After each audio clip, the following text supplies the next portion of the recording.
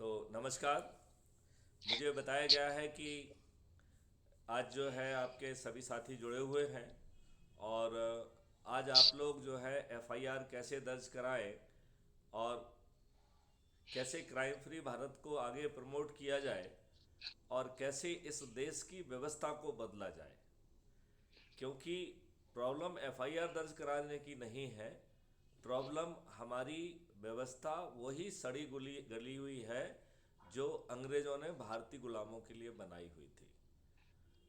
आपका जो संविधान है उसका 80% हिस्सा गवर्नमेंट ऑफ इंडिया एक्ट 1935 का है और जितने भी अंग्रेजों ने भारतीय गुलामों को दमन करने के लिए, अपमानित करने के लिए, शासित करने के लिए, शोषित करने के लिए जो नियम कानून बनाए थे वो सभी यथावत आपके ऊपर थुपे हुए हैं।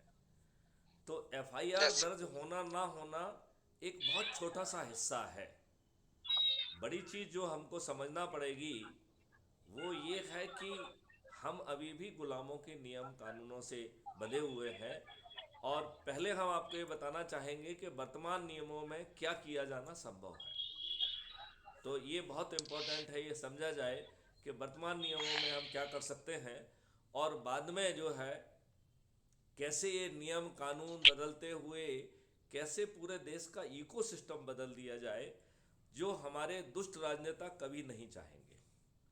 क्योंकि वर्तमान व्यवस्था के तहत वो योग्य ना होने के बावजूद भी सत्ता में भी काबिज हैं, भ्रष्टाचार भी कर रहे हैं और देशद्रोही ताकतों को जो है ना पानी पहुंचा रहे हैं, उनको रसद पहुंचा रहे हैं और उनका हिस्सा है।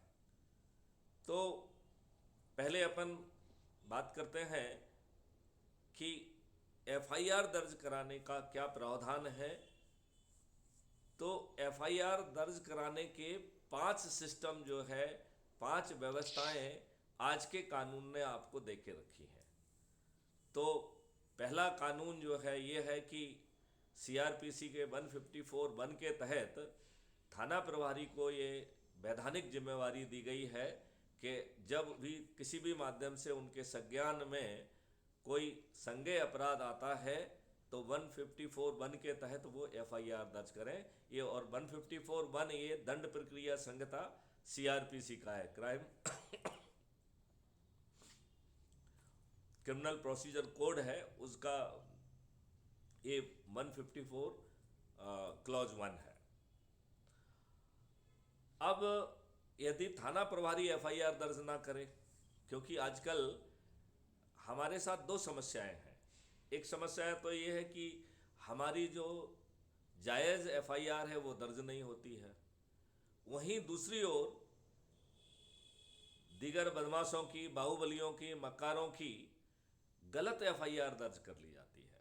वो धन के प्रभाव में और बाकी पॉलिटिकल प्रभाव में उनके द्वारा गढ़ी गई फर्जी एफआईआर दर्ज कर दी जाती है। और कभी तो विडंबना इतनी आगे तक निकल जाती है कि वो लोग 4 फर्जी गवाह खड़ा करके और आपको इवन कोर्ट में सज़ा दिला के जेल में सड़ने के लिए बेबस कर देते हैं। ऐसी दुष्ट व्यवस्था है। अब जब तक हम कानून को ना बदल दें, जब तक ये सड़े गड़े नेताओं को पराजित करके पार्लियामेंट के मंदिर में बैठ के नियम कानून ना बदल दें, तब तक ये समस्या आवश्यक है कि वर्तमान समय में 2000 के 24 तक, पहले तक हम कैसे जो है विभिन्न प्रावधानों का यूज करके जो राहत हमें वर्तमान कानून से मिल सकती है उसे हम लें। तो 5 जो है कानून के प्रावधान हैं जो मैं एक एक करके आपको बताऊंगा। और फिर 4 मॉडस ऑपरेंडी हैं, एक नहीं है, 4 मॉडस ऑपरेंडी हैं जिनके माध्यम से अपने पास ऐसे स्रोत हैं जिनके माध्यम से हम सिस्टम को एफआईआर दर्ज कराने के लिए मंजूर कर सकते हैं। तो पहले लॉ सिस्टम है जो हमने अभी आपको बताया और हम अभी आगे खुलासा करेंगे। तो इसमें भी 5 प्रावधान हैं। पहला है कि थाना प्रभारी, दूसरा है एसपी, तीसरा है संबंधित कोर्ट और चौथा है हाई कोर्ट और पांचवा है सुप्रीम कोर्ट। तो उन सब के लिए प्रावधान वर्तमान कानून में है। फिर जो है इतने सारे वरिष्ठ अधिकारी हैं तो उनकी भी ये प्रशासनिक जिम्मेवारी है कि उनके अधीनस्थ के द्वारा अपनी वैधानिक जिम्मेवारी का पालन करते हुए एफआईआर दर्ज करें और यदि वो ऐसा नहीं करते हैं तो प्रशासनिक जिम्मेवारी निर्धारित की जा सकती है। केवल ये डाटा अक्यूमुलेट करके कंसर्निंग क्वार्टर्स को पहुंचाया जाए तो हम एक प्रशासनिक और जो है जिम्मेवारी तय कर सकते हैं। और तीसरी जिम्मेवारी है लेजिस्लेटिव जिम्मेवारी, जिसमें हम इन सब चीज़ों का एक पुलंदा बना के किसी जो है विधानसभा के सदस्य के माध्यम से वो क्वेश्चन पूछवा सकते हैं और उन क्वेश्चन के माध्यम से हम जो है इन पूरी व्यवस्था को एफआईआर दर्ज करने के लिए और कानूनी कार्रवाई करने के लिए बाध्य कर सकते हैं। और लेजिस्लेटिव के बाद आती है चौथी रिस्पॉन्सिबिलिटी, कॉन्स्टिट्यूशनल रिस्पॉन्सिबिलिटी, संवैधानिक रिस्पॉन्सिबिलिटी। तो संविधान में शेड्यूल 7 है जिसमें 3 सूचियां हैं, सूची 1, सूची 2, सूची 3। सूची 1 को कहते हैं नेशनल लिस्ट या सेंट्रल लिस्ट कहते हैं, केंद्रीय सरकार की सूची है। उसमें केंद्रीय सरकार की क्या जिम्मेवारी है, क्या जो है क्षेत्र हैं जिनके अंदर वो कानून बना सकते हैं। लिस्ट 2 में जो है राज्य सरकारों की जिम्मेवारी है।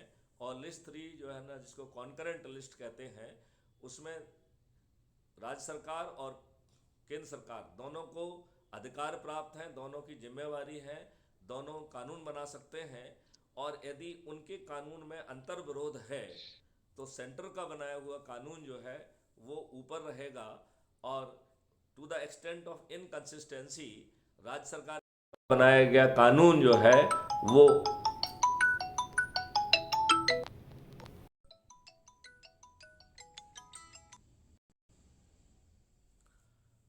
मेरी आवाज आ रही है क्या?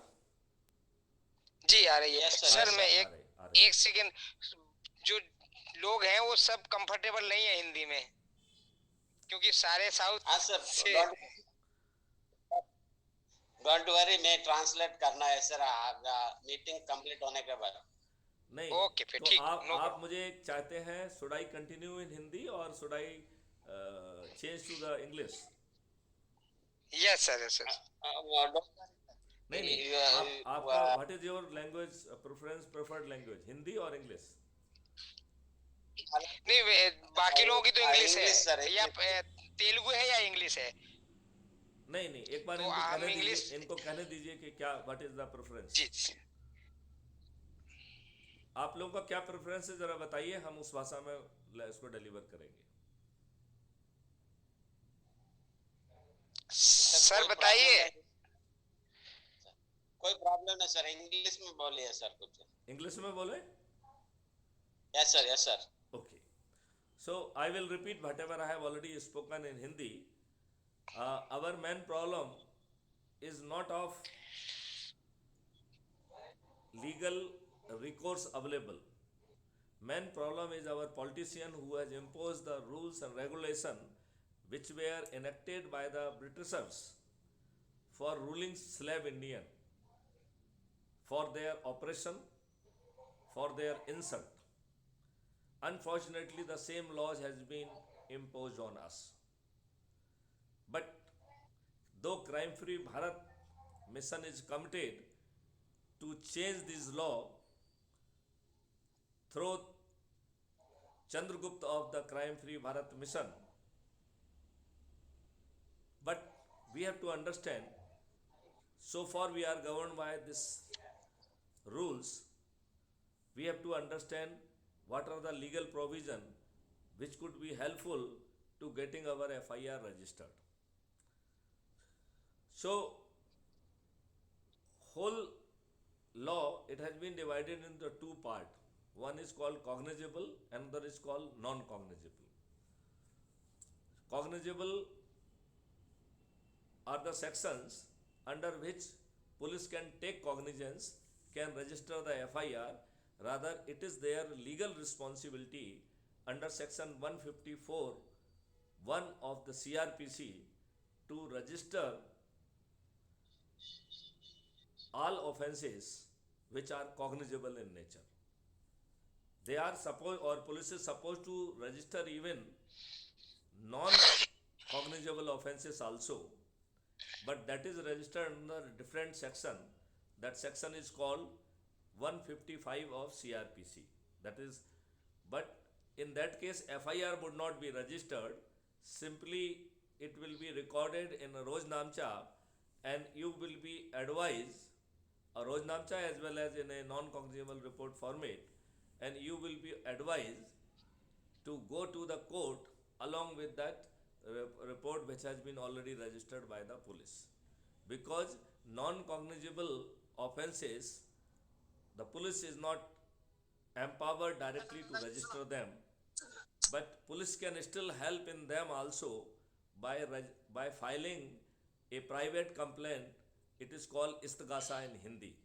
So a private complaint can be filed before the court under section 202 to 204 of the CRPC. Now problem is this, कि when we go to the court, when we go to the thana, station house officer is not really inclined to register our FIR. For very simple reason, he want to keep a number of offences down. He want to control statics. Therefore, law provides for multiple options. So, first and foremost, responsibility lies with the SHO, that whenever any cognizable offence comes to his notice, even without reporting of by any victim, so SHO can take cognizance, which is called the suo motu cognizance. Matlab it may not be reported by anybody, it has come to his knowledge, and SHO is empowered to register as suo motu. But the problem is different, that police is not ready to register. If that is the case, the same section 154(3), it provides for SP to take cognizance. So the complainant, along with the material, can reach out to SP, hey, your SHO has not registered, and as per the section 154(3), you are entitled and you are having power to register. And the power which SP is enjoying under section 154(3), it is a very original power, because it provides SP can register and investigate himself, number one. Number two, it may not be possible for SP to investigate, so he may give the responsibility to any of his subordinate. This discrimination is very important. So SP is not dependent to give this investigation to the same SHO who has refused to register FIR. This is a very, very important difference. So if SP is good, he can give the investigation to any of his subordinate, and so nominated subordinate, in this particular case, he will get all power of SHO. So legally, such officer may file his challan under his own signature, though he has to go to the same thana, and then he can do all the necessary activity under his own signature, because for this particular case, law provides him to get the power of SHO. If this point is very clear, because no other IPS, no other police officer is enjoying the power which has been so vast. It has been exclusively given to SP alone. The same power is not enjoyed by the other senior officers, even including of the DGP, because they derive the power of SHO under section 36 of CRPC. So other senior officer other than SP, he cannot get the FIR registered, he cannot mark it to any other subordinate, and that subordinate is not going to get the power of SHO. It is only section 154(3) which is meant for SP, which gives the SP very extraordinary power to mark investigation to any of his subordinate, and that subordinate will get power of SHO. This point is clear? Any question up to this point? But we have covered 154(1) and 154(3). 3. Have you understood, or you need any elaboration, any question?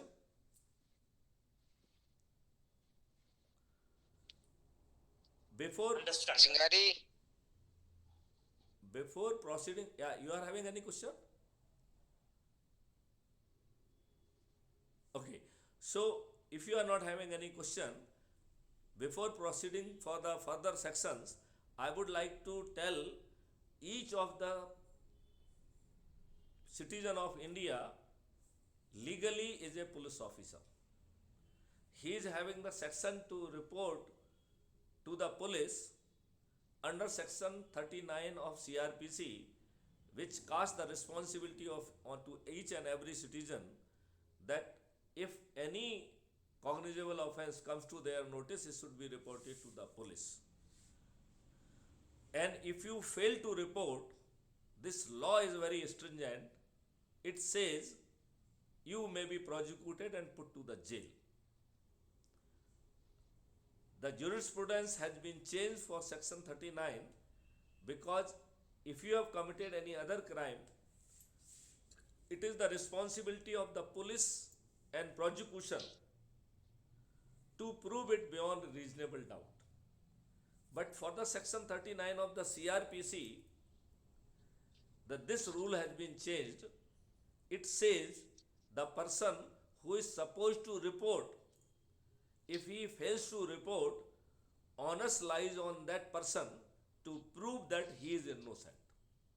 So, section 39 CRPC is a very, very powerful section which provides that a victim need not to go. Any citizen, if by any means, if he comes to know about any cognizable offense, he can become instrumental in getting it registered. But our problem is not that who is enabled to register, our problem is the police is not registering, right? So I have already explained you 154(1), where it is the legal responsibility of the SHO, and if SHO is not registering, we can write to SHO. Anybody can write to the SHO. This offense has come to my notice, which discloses a cognizable offense. I have been mandated under section 39 CRPC to report it as my legal responsibility. Now, I take this opportunity to remind you that it is also your legal responsibility to register it under section 154(1), failing which you may be held responsible legally, administratively, legislatively, and constitutionally. Then the second recourse is to the SP also. So generally we go folded hand. Then we must not forget to remind SP under section 154(3), saying this, this was my legal responsibility to report under section 39(1). Now it is your legal responsibility to take cognizance under section 154(3). But as you know that your administration is highly insensitive, they are thick-skinned, they may not be bothered to take care of or take cognizance of your letters. Law provides in such cases we may file an application in the court which is having the jurisdiction. So section 190 of the CRPC, it defines the court which is having the jurisdiction, and section 156(3), it casts the responsibility on the court to give the direction to the police to register the offense if police fails to do that. One of the very important implication of 156(3) is that in normal cases, courts are prohibited to interfere in investigation of the police. But if court has directed under section 156(3), in this particular case, courts get the power of supervising it. It means not only the FIR we registered, but case should be properly investigated, and if there are enough evidences, challan should be put up. And if charge sheet has not been put up, the court may direct for the further investigation and submission of the charge sheet. So that is 156(3) of the CRPC. Now let's say if even court has not done justice to you, so there is an extraordinary clause in the same CRPC that says 482 of the CRPC, which gives the power to the High Court to take cognizance and issue any of the writ petition which it deems fit. Then as a fifth strategy, in various cases, there are a sequel 6 or 7 cases in Lalita Kumari versus State of UP, in which court has or the Supreme Court has given the direction to the police at large that power under 154(1) is not discretionary power. If the report conveys the cognizable offence, it is lawful duty of the police to register it. Only when, in certain cases, when there is some doubt about whether any cognizable offence has been committed or not, the police can conduct inquiry within 15 days. But this is not investigation, it is inquiry to find out whether cognizable case has been committed or not. Is it clear? Because we have explained legal part of it. Basically, we have not created institution, otherwise a technical institution, where while all reports which are refused, they can be part of a system, they can be accumulated, and then it could be sent to the SP. This is the SHO who is not registering the offences, these are the detail. Take administrative action against the person. If the SP is not doing, similar compilation may go to the DIG, or DIG is not doing to the IG is not doing to the DG, or even whole hierarchy is not doing, then you can go to the Home Minister and Chief Minister also. So there is an administrative responsibility which can also be thrust on the people to ensure that FIR is registered and cases are properly investigated. Now, yeah, any question? Any question? If there is no question, then please mute your mic. I suggest, if you don't have any question, please mute your mic so that your sound will not come unnecessarily. So, is there any question, any clarification? No, sir, no. You No. continue, sir. Okay. So, now we are talking about the legislative responsibility. Legislative responsibility gives the power to the member of our legislature, so-called Vidhan Sabha, to ask the question. So if the cases are not getting registered in bulk, they can ask the question why the case is not registered and what action is being taken and within what time limit the action would be taken. So if the Crime Free Bharat or any other body takes full compilation and gives it to any member, and the member may be requested with a draft question to ask the question, in that case we may be in position to force ruling party to take care of or register the offences. But again, there is a total connivance and the failure of system. So even this legislature accountability sometimes do not deter them. Now we can come to the fifth responsibility, that is the constitutional responsibility. So as I explained you, there is a Schedule 7, which there are 3 lists: central list, state list and concurrent list. So central list provides for the various responsibility. The responsibility number 1 is law and order. For not discharging or fulfilling this law and order responsibility, if you recall, after the Babri Masjid, 3 governments were dismissed. Those governments were UP, MP and Rajasthan. So the same way there is an entry 2 which says policing. Policing including rural and railway. This is again a responsibility of the state government. And when 80% offences are not being registered, we can send the whole detail to the government why the case is not registered, or the full detail may be sent to the governor, who is having the constitutional responsibility to send report each month that government is being run in accordance with the provisions of the constitution and there is no failure of constitutional machinery. So governor is not sending truthful result.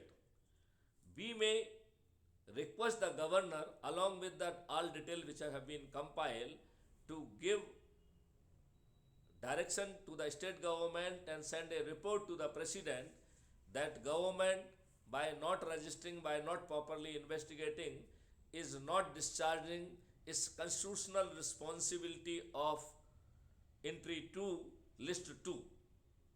It means there is a failure of constitutional machinery, whereby I strongly recommend that this concerned government may be dismissed. So government may be dismissed for not registering your FIR. That is the law of land. But it is very unfortunate that we are not really created institution to make it happen. And the people, those who are being deployed in these institutions, including institution of the governor, they are more acting as an agent of these politicians rather than doing or discharging their responsibility independently. So I have explained you the various provisions: legal provision, administrative provision, legislative provision, legislative accountability and constitutional accountability, and you will agree to it if we create a proper mechanism where all cases will be compiled. Probably it may not be an easy job for the government to ignore or not register of the FIR. In absence of this institutional mechanism, governments are behaving like lords, which they are not. They are in power through the constitution, and if they are not discharging constitutional obligation, the same constitution provides for constitutional failure of machinery under entry 350 under article 356 of the constitution. So far, is there any question?